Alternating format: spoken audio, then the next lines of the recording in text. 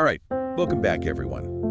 We're diving deep today. We're going to unpack a story. It's more than just, your typical birth announcement. Oh, yeah. We're looking at the arrival of John the Baptist Okay. as told in the Gospel of Luke. Correct. Now, you might be thinking, okay, a baby story. What's the big deal? Right. But trust me on this one, it's absolutely packed with anticipation, miracles, and hints at something truly momentous to come. It's fascinating, isn't it? The way that this story, it seems so simple, Right. but it really sets the stage for something way bigger. Yeah, it starts with Elizabeth, Right. John's mother, Yeah. who the text tells us was old. And that wasn't just a casual detail. It was really meant to emphasize, the miraculous nature of John's birth. Can you give us some context here? What did old really mean back then? Well, you have to imagine, that in that time and place, women often started families much younger. Right. So, by describing Elizabeth as old, the text implies she was probably, past the typical age of childbearing. Oh, wow. So imagine the whispers. Right. The doubts, maybe even the pity that she and her husband, Zechariah, faced. Yeah. And then, against all odds, she conceives.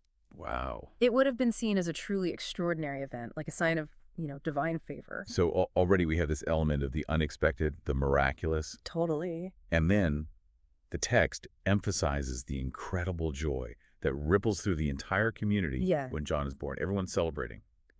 Was that a typical reaction? It really gives us a glimpse into the importance of lineage and community in that society.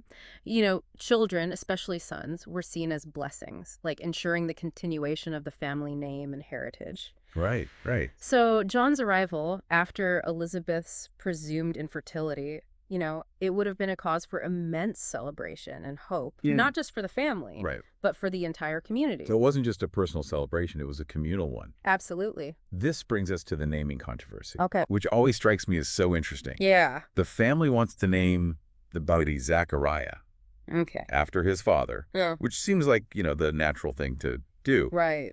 But Elizabeth insists on John.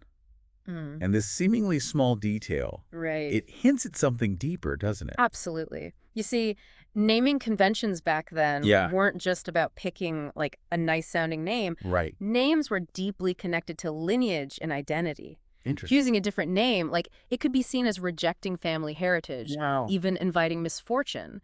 So Elizabeth's insistence on John, it signals that something extraordinary is happening, something that defies tradition and expectation. It's a bold move. Yeah. And this defiance makes Zechariah's eventual confirmation of the name even more powerful. Remember, he had been struck mute earlier in the story. Oh, that's right. For doubting the angel Gabriel's announcement about John's birth. Yeah. His muteness was a symbol of disbelief. Precisely. So when he writes down John on a tablet, it's not just about confirming the name. Right. It's about regaining his voice, accepting God's plan and acknowledging the divine hand at work. And this brings us to that chilling line at the end of the passage. Oh. What then will this child be? Yeah. For surely the hand of the Lord was with him. It's a great line. It sends shivers down my spine every time I read it. What's the significance of this, especially in the context of, what we've just been discussing? It's a question loaded with anticipation, isn't it? Yeah. The community recognizes that John's birth wasn't just a happy event. It was a sign, a harbinger of something significant. And you have to understand, the Jewish people at that time were yearning for a savior, a Messiah to deliver them. So this miracle birth, coupled with the mysterious circumstances surrounding his naming, fueled the hope that John might be the forerunner, the prophet who would announce the Messiah's arrival. So we have a miraculous birth, a name that defies tradition, a community buzzing with anticipation, and this lingering question. What then will this child be? It's a big question. Even from the very beginning, John's story is anything but ordinary.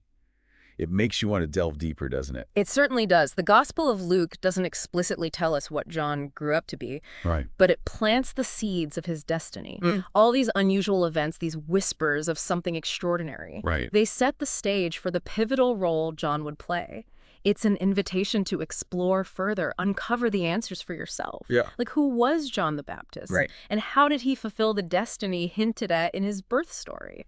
That's the real takeaway here. Yeah. This deep dive has given you, just a taste Yeah. of the incredible depth and complexity It's amazing. packed into this story. Yeah. We've only just scratched the surface. Now it's up to you to keep digging. What resonates with you? What questions does this story spark in your mind? Keep exploring and see where your curiosity leads you. That's what it's all about. I think we're done here. All right. Sounds good.